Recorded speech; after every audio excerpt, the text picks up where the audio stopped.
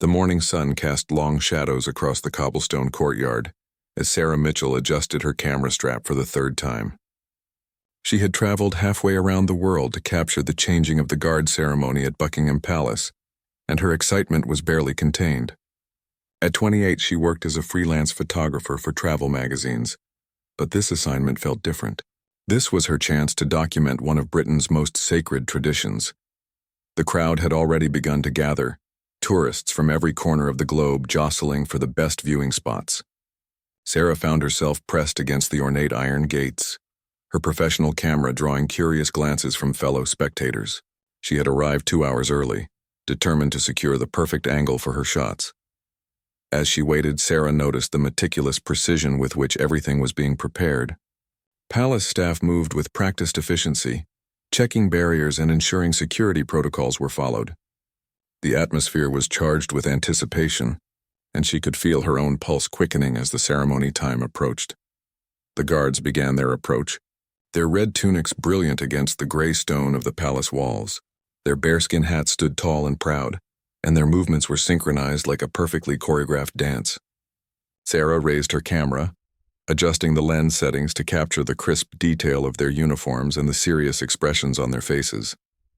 Through her viewfinder, she focused on one particular guard who stood slightly apart from the formation. He appeared younger than the others, perhaps new to this prestigious posting. His posture was impeccable, but Sarah's experienced eye caught something others might miss, a slight tremor in his hands that suggested nervousness beneath his professional facade. The ceremony proceeded with its usual grandeur, but Sarah found herself drawn repeatedly to this young guardsman. There was something about his determined concentration that reminded her of herself when she first started in photography, that mixture of pride and anxiety that comes with performing under intense scrutiny. As the formal changing concluded and the crowd began to disperse, Sarah noticed the young guard remained at his post while others moved away. She lingered, continuing to photograph the scene when suddenly their eyes met through the lens of her camera. For a brief moment, the professional mask slipped, and she saw genuine exhaustion in his expression. Without thinking, Sarah lowered her camera and offered what she intended as a small gesture of human kindness. She reached into her bag and pulled out a bottle of water, extending it toward the guard with a warm smile. In that instant, she forgot about protocols and royal etiquette, seeing only a fellow human being who looked like he might need refreshment after standing motionless in the morning heat. The gesture was simple, innocent, and came from a place of genuine compassion. Sarah had no way of knowing that this single moment of kindness would set in motion a chain of events that would change her life forever. The guard's eyes widened with surprise, and she saw a flicker of something, gratitude perhaps, or maybe panic, cross his features. Around them, the atmosphere shifted almost imperceptibly. Other guards seemed to stiffen, and Sarah became aware that several pairs of eyes had turned in their direction. The casual chatter of remaining tourists faded as people began to notice that something unusual was happening. What had started as a spontaneous act of kindness was quickly becoming the center of unwanted attention. Sarah realized with growing unease that she might have crossed an invisible line she didn't even know existed. The young guard's expression had returned to its professional neutrality, but she could see the conflict playing out behind his eyes. Her outstretched hand still held the water bottle, suspended in the space between them like a bridge across two very different worlds. The silence stretched on, becoming more uncomfortable with each passing second. Sarah felt her cheeks begin to burn as she became increasingly aware that her simple gesture might not be as welcome as she had intended. The weight of tradition and protocol seemed to press down on the moment, transforming her act of kindness into something that felt suddenly dangerous and inappropriate. The young guardsman, whose name was James Crawford, felt his heart hammering against his ribs as he stared at the offered water bottle. In his 6 months of service, he had been drilled repeatedly about maintaining absolute composure and never breaking character while on duty. The rules were crystal clear: no interaction with the public, no acknowledgement of individual tourists, and certainly no acceptance of gifts or offerings from civilians. Yet here he stood, facing a moment that his training had never quite prepared him for. The American woman's gesture was so genuinely kind that it caught him completely off guard. Her smile was warm and sincere, without any of the mocking or testing behavior he sometimes encountered from tourists trying to make guards laugh or break their stoic facade. James could feel the weight of his fellow guards' attention, along with that of his supervising officer who stood at a strategic distance. Every second of hesitation was being noted and evaluated. His military career, which he had worked so hard to build, suddenly felt like it was balanced on a knife's edge over this simple bottle of water. The woman seemed to sense his internal struggle. Her smile faltered slightly as she began to understand that her gesture might be causing him distress rather than providing the comfort she had intended. James watched her face transform from friendly concern to dawning embarrassment, and something inside him wanted desperately to reassure her that her kindness was appreciated, even if he couldn't show it. Behind Sarah, other tourists had begun to notice the unusual interaction. Phones emerged from pockets and bags as people recognized that something potentially interesting was unfolding. The modern instinct to capture and share every unusual moment meant that this encounter was being documented from multiple angles. Though neither James nor Sarah was fully aware of this development yet, palace security officers began to move with subtle efficiency toward the scene. Their trained eyes had immediately identified the situation as a potential breach of protocol that needed to be managed before it escalated further. They approached with the practiced calm that came from handling hundreds of similar situations. Though each incident brought its own unique challenges and complications, Sarah finally began to lower her outstretched hand, realizing that her offer was not going to be accepted. The rejection stung more than she had expected, not because of personal pride, but because she genuinely worried that she might have put this young man in an uncomfortable or even compromising position. Her journalist instincts kicked in, and she began to piece together the complex web of rules and traditions that governed his behavior. The supervising officer, Sergeant Major Williams, approached with measured steps. His expression was neutral, but James could read the slight tightening around his eyes that indicated displeasure. This was exactly the kind of situation that created complications and paperwork, the kind that drew unwanted attention from higher authorities who preferred their operations to run with invisible smoothness. As the senior officer drew nearer, Sarah made a decision that would prove to be either very wise or very foolish. Instead of simply walking away and allowing the situation to fade into an awkward memory, she chose to address the approaching authority figure directly. Her background as a journalist had taught her that sometimes the best way to handle a potentially explosive situation was to meet it head-on with honesty and directness. She turned toward Sergeant Major Williams with what she hoped was an appropriately respectful demeanor and began to speak. Her voice carried clearly in the morning air, and several nearby tourists paused their own activities to listen to what was unfolding. The circle of attention around the incident was expanding, drawing more eyes and more cameras to focus on what had started as a private moment between two strangers. The water bottle, still clutched in Sarah's hand, had somehow become the symbol of a cultural collision between American informality and British formal tradition. What seemed like such a small thing, a simple offer of refreshment, was revealing the vast differences in how public service, personal interaction, and social boundaries were understood and respected across different societies. James remained frozen in position, every muscle trained to maintain perfect stillness while his mind raced through possible outcomes. He had worked too hard to earn his position among the Queen's Guard to see it destroyed by a moment of human weakness, yet the woman's kindness had touched something in him that his training had not managed to eliminate entirely. Sergeant Major Williams approached Sarah with the kind of controlled authority that came from decades of military service. His weathered face showed no emotion, but his eyes assessed every detail of the situation with practiced efficiency. He had handled countless interactions between tourists and his guards, but something about this particular incident felt different. The woman's obvious distress and genuine concern suggested this wasn't a deliberate attempt to disrupt protocol. Sarah took a deep breath and addressed him directly before he could speak first. Her voice was steady, despite the nervous flutter in her stomach as she explained that she was a professional photographer, documenting British traditions for American travel publications. She emphasized that her gesture had been purely instinctive, born from recognizing what appeared to be exhaustion in the young guard's face after his long shift in the morning sun. The explanation seemed to have some effect on the sergeant major's stern expression.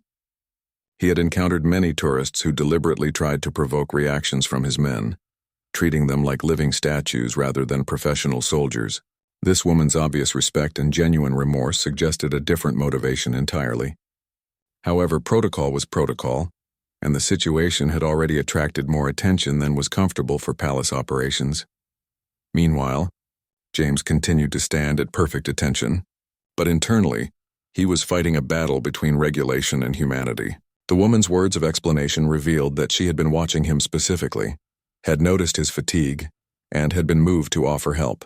In his months of service, very few members of the public had seemed to recognize that beneath the ceremonial uniform was a real person with real physical needs and limitations. The crowd of tourists had grown larger, drawn by the unusual nature of the interaction. Many were now openly filming with their phones, recognizing that they might be witnessing something that would make an interesting story to share on social media.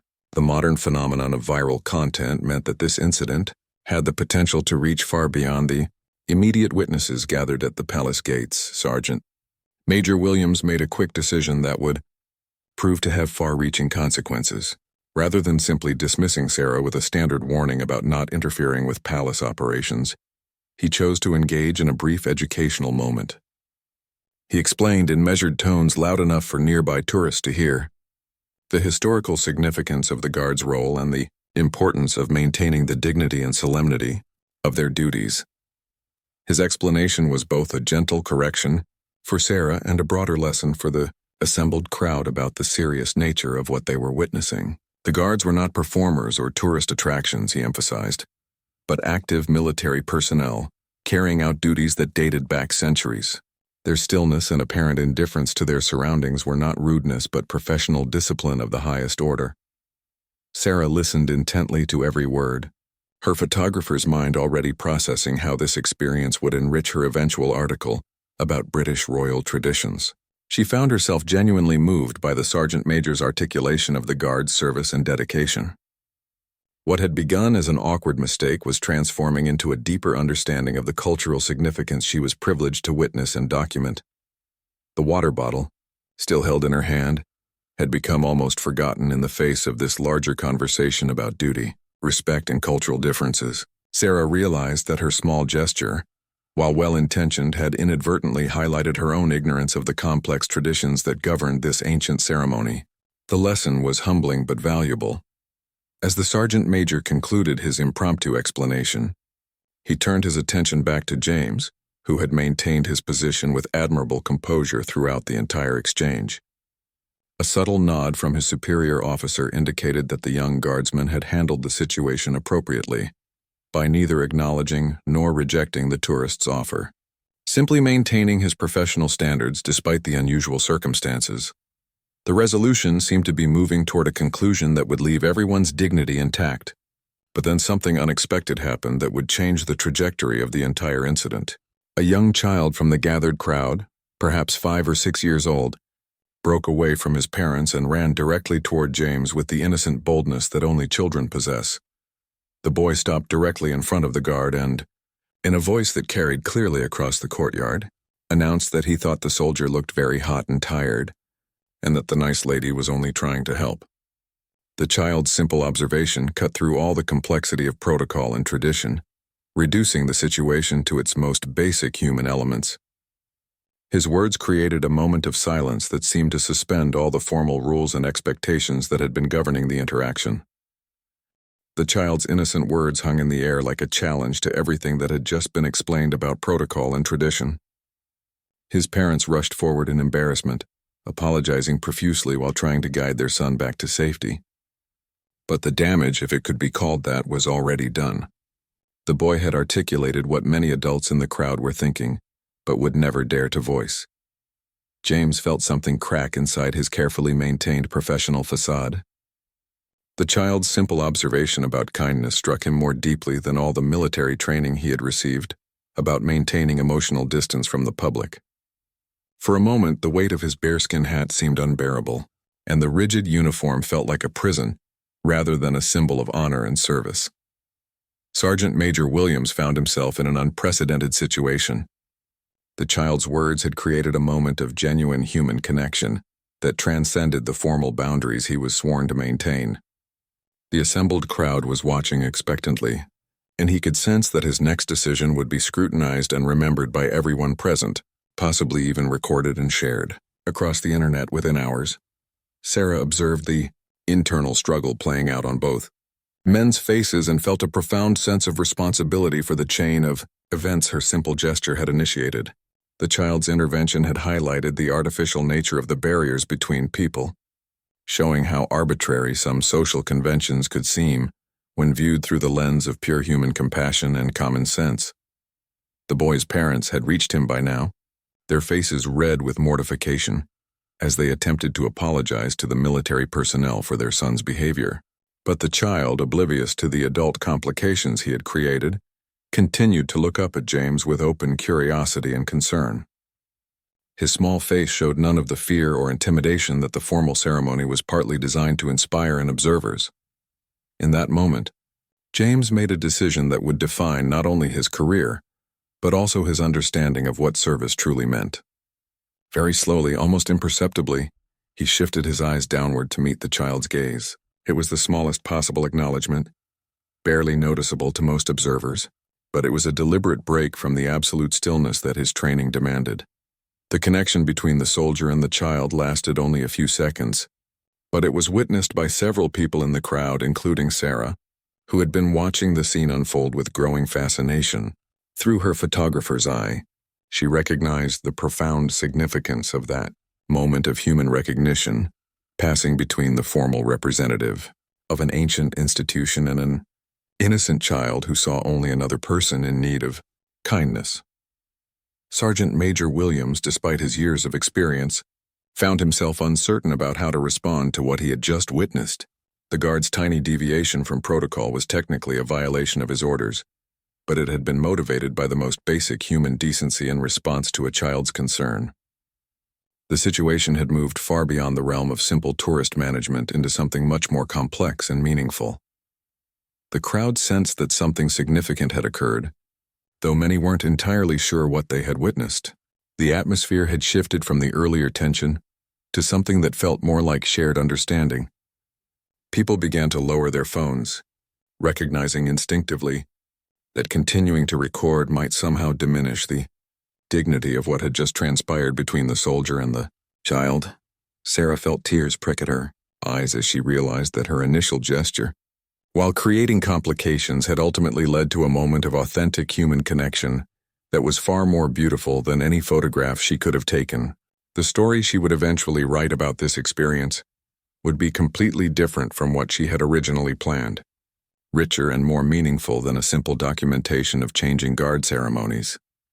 The child's parents finally succeeded in leading him away, but not before the boy turned back to wave goodbye to James. The guard, having already broken protocol once, allowed himself the smallest nod in acknowledgement. The second gesture was noted by even more observers, and Sarah understood that they were all witnessing something that would become part of palace folklore, retold and remembered long after the formal ceremonies of the day were forgotten. The water bottle in Sarah's hand had become symbolic of something much larger than simple refreshment. It represented the bridge between human compassion and institutional duty, the tension between individual kindness and collective responsibility. As she looked at it now, she understood that offering it had been both a mistake and exactly the right thing to do, depending on which lens you use to examine the situation. The aftermath of the incident unfolded in ways that none of the participants could have anticipated.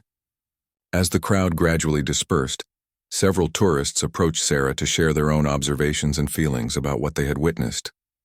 Many expressed how moved they had been by the simple interaction between human beings that had somehow managed to shine through the formal pageantry of royal protocol.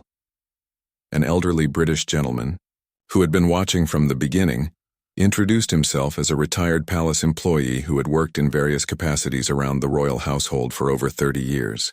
He told Sarah that in all his time observing the changing of the guard, he had never seen anything quite like what had just occurred. The combination of genuine kindness, innocent childhood observation, and measured official response had created something unique and memorable. Meanwhile, James completed his remaining duties with a strange lightness in his chest that he hadn't experienced since beginning his service. The brief moment of human connection with the child had reminded him why he had originally wanted to serve his country. It wasn't just about following orders and maintaining traditions, but about being part of something larger that ultimately served the people who looked to these institutions for stability and meaning. Sergeant Major Williams faced his own reckoning with the morning's events. As a career military man, he understood the importance of discipline and protocol, but he also recognized leadership moments when they presented themselves. His decision to educate rather than simply dismiss had transformed a potentially negative incident into something that actually enhanced public understanding and appreciation of the Guard's service. Within hours, photos and videos of the interaction began appearing on social media platforms. The story took on different forms as it was retold, but the essential elements remained consistent: an American photographer's kind gesture, a young guard's professional composure, a child's innocent intervention, and a moment of human connection that transcended formal boundaries. Sarah spent the remainder of her time in London, reflecting on the experience and conducting additional research for her article. She interviewed historians about the evolution of royal ceremonies, spoke with tourism officials about the challenges of balancing tradition with public access, and even managed to arrange a formal interview with a palace spokesperson about the role of the modern royal guard. The water bottle, which had started the entire sequence of events, eventually found its way into Sarah's hotel room trash can, but its symbolic significance lingered throughout her writing process. She realized that her article would need to explore not just the visual spectacle of British royal traditions, but the human stories that existed within and around these ancient ceremonies. James discovered that his small acknowledgement of the child had not gone unnoticed by his superiors, but rather than facing disciplinary action, he found himself being praised for handling an unusual situation with grace and appropriate judgment. The incident became part of his service record as an example of maintaining dignity while showing appropriate human responsiveness under challenging circumstances. The story began to reach beyond the immediate participants when a London newspaper picked up the social media posts and decided to investigate further. A reporter tracked down Sarah at her hotel and conducted an interview about her experience as an American photographer encountering British royal tradition. Her thoughtful responses about cultural differences, respect for service members, and the universal nature of human kindness created an article that was reprinted in several international publications. The child who had spoken up so boldly became a minor celebrity among his classmates when the story reached his school. His teacher used the incident as an opportunity to discuss different forms of service, the importance of showing kindness to others, and how sometimes the most profound truths come from the mouths of children who haven't yet learned to complicate simple human emotions with social conventions. Palace officials, initially concerned about the breach of normal protocol, eventually recognized that the incident had generated overwhelmingly positive publicity for the institution. The story demonstrated that the Royal Guard could maintain their dignity and professionalism while still being recognized as real people deserving of respect and consideration. It humanized an institution that sometimes struggled to connect with modern audiences. The broader impact extended to other tourists who visited the palace in the following weeks and months. Many came with a deeper appreciation for the Guard's service and a better understanding of appropriate behavior around these working soldiers. The incident had created an educational moment that rippled outward, improving interactions between visitors and palace personnel in ways that formal guidelines and posted signs had never quite achieved.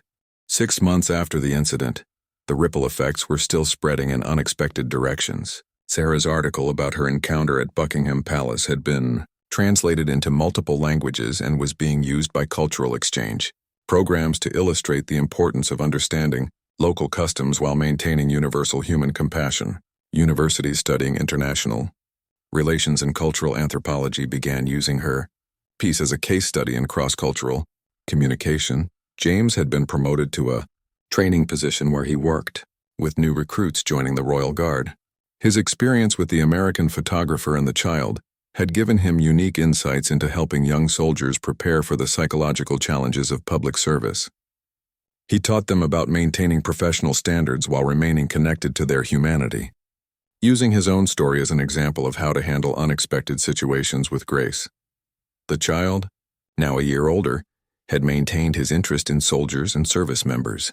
His parents reported that he had become much more observant of people in uniform, often pointing out police officers, firefighters, and military personnel with admiration and concern for their well-being. The incident at the palace had apparently awakened in him a lifelong appreciation for those who served their communities in various capacities. Sarah returned to London the following year, this time on assignment to document how the royal ceremonies had evolved to become more accessible to international visitors while maintaining their traditional significance. She was surprised to discover that palace tours now included a brief discussion about appropriate ways to show appreciation for the Guard's service, largely inspired by the educational moment that had emerged from her own experience. During this return visit, she was invited to meet with palace officials who wanted to discuss her perspective on cultural tourism and respectful visitor engagement. The conversation revealed that her incident had been part of a broader evaluation of how royal institutions could better serve their educational mission while preserving their ceremonial integrity. Her accidental contribution to this ongoing conversation had helped shape new policies that balanced tradition with public engagement. The story had taken on a life of its own in various online communities, dedicated to travel, military service, and cross-cultural understanding. Forums discussing appropriate tourist behavior often referenced the incident as an example of how good intentions could create complications, but also how those complications could lead to deeper understanding when handled with mutual respect and open communication. Sergeant Major Williams, now nearing retirement, often used the incident in his leadership training sessions with junior officers. He emphasized how the situation had required quick thinking, cultural sensitivity, and the wisdom to recognize when rigid adherence to protocol served the institution's goals, and when flexibility might better achieve those same objectives. The morning's events had become a teaching tool for developing judgment in complex interpersonal situations. The broader impact on tourism at Buckingham Palace was measurable, in surveys showing increased visitor satisfaction and understanding of the Guard's role. Many tourists reported feeling more connected to the history and significance of what they were witnessing, rather than seeing it as mere spectacle. The educational component that had emerged from Sarah's experience had enhanced the overall value of the tourist experience, without compromising the ceremony's dignity. James occasionally wondered about the American photographer who had started it all with her simple gesture of kindness. He hoped she understood that her willingness to see him as a person, rather than just a uniformed figure, had created positive changes that extended far beyond that single morning. The incident had reminded everyone involved that behind every uniform, every role, and every tradition were real people trying to serve something larger than themselves.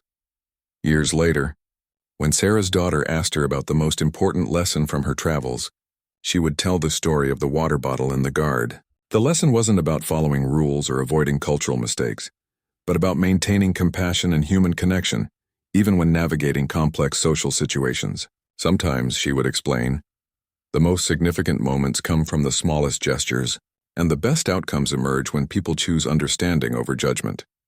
The incident became part of the unofficial folklore surrounding Buckingham Palace, retold by tour guides and shared among visitors as an example of how traditional institutions could evolve and adapt while maintaining their essential character. It demonstrated that respect for tradition and openness to human connection were not opposing forces, but complementary aspects of a healthy, living culture that honored its past while remaining relevant to each new generation of people it served.